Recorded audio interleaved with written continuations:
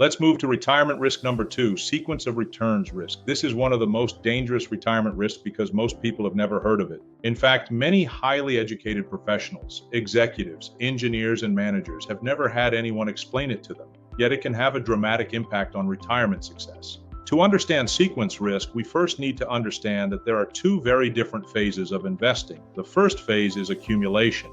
That's the phase most of you are in during your working years. You're contributing to your 401k. You're adding money regularly.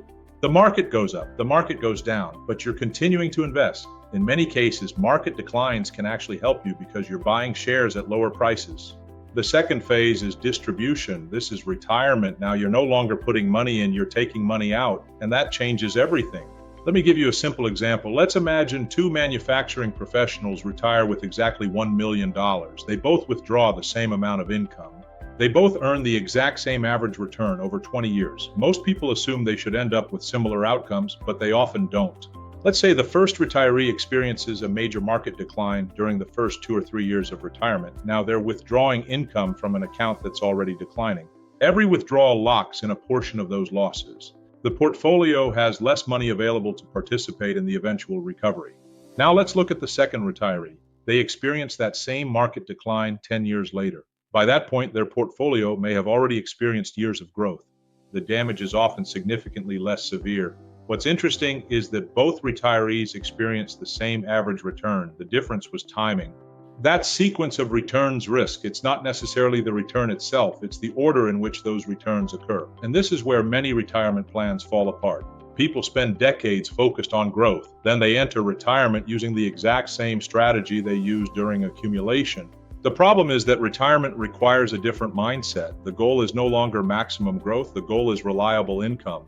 The goal is protecting your lifestyle. The goal is making sure your money lasts as long as you do. One of the biggest fears retirees have is running out of money.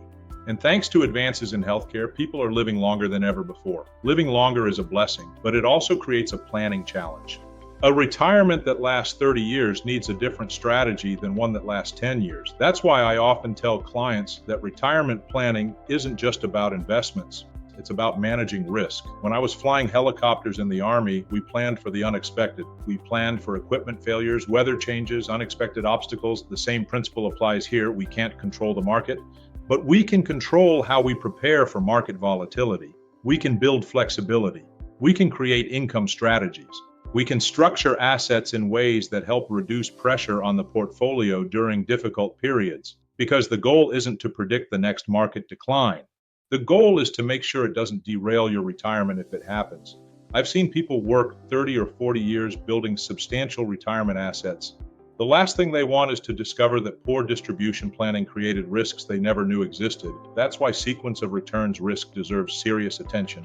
Because retirement is not simply about how much money you've accumulated, it's about whether that money can continue supporting the life you've worked so hard to build.